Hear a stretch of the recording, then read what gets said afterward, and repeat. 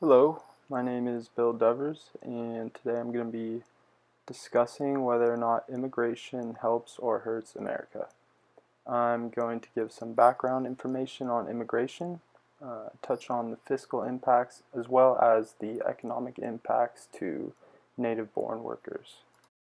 Throughout the last few hundred years, millions of people have immigrated to the United States. Um, I'm really using this to illustrate the fact that America was created by immigrants and founded upon their skills and talents. As of 2015, Census Bureau data shows that there are 42.4 million immigrants living in America. This equates to about 13.3% of America's population, which is the highest it's been in about the last 100 years. Now, some of you out there may ask, why do these people come to America? Well, especially in Mexico and Central America, there's many problems with crime, corruption, and poverty. Gangs and drug cartels create a dangerous environment for the people, and there's a lot more opportunities in the United States. There are a lot of people, when they think about immigration or immigrants, they think about Hispanic people. When in reality, Hispanic people only make up about 50% of the immigrant population in America. There's a heavy influence of South and East Asian, European, and Canadians. 65% of the immigrant population in the United States is located around 20 large metropolitan areas. These metropolitan areas are generally located in California and Texas due to their geographical location in relation to Central America, and New York due to its long-established immigrant communities. So what do Americans think about immigration? The large majority of Americans say that immigrants strengthen the country by bringing their hard work and talents. However, 25% of Americans say that immigrants burden the country by taking jobs, housing, and health care from native-born peoples.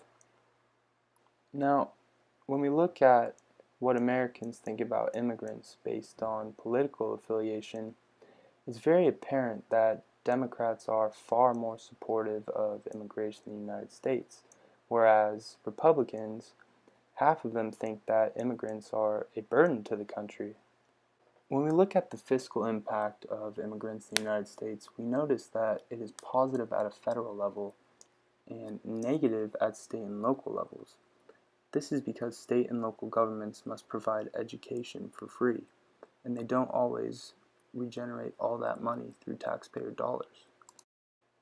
When we examine the immigrant household in the United States, we notice that mostly all immigrant households create a fiscal deficit in terms of benefits received being higher than taxes paid. However, this is different for households headed with a person with a college degree. When looking at the immigration effects on employment levels in the United States, we notice that there's not a lot of evidence that says immigration affects the overall employment for native workers. However, there is evidence that says that increased immigration will reduce the number of hours worked by the native team. When looking at effects on wages, we see that immigration overall has a small impact on the U.S. economy. However, increased immigration can reduce wage rates for low-skilled American workers because low-skilled American workers and immigrants share the same education level. When examining the effects on taxpayers due to immigration, studies suggest there is a burden on taxpayers of around $270 billion. However, second-generation immigrants offset this because they pay more in taxes than the first generation and native peoples combined. When looking at the effects of high-skilled immigrants in the United States, we notice there is a positive impact of skilled immigration on the wages and employment of native workers. This is because high-skilled immigrants often have to work harder for their education, and they bring a lot of productivity and innovation. When we look at immigration impacts on economic growth, we notice that the inflow of labor supply has helped the U.S. avoid problems that arise from an aging workforce and reduced consumption. Additionally, these immigrant workers contribute human capital, which ends up helping everyone.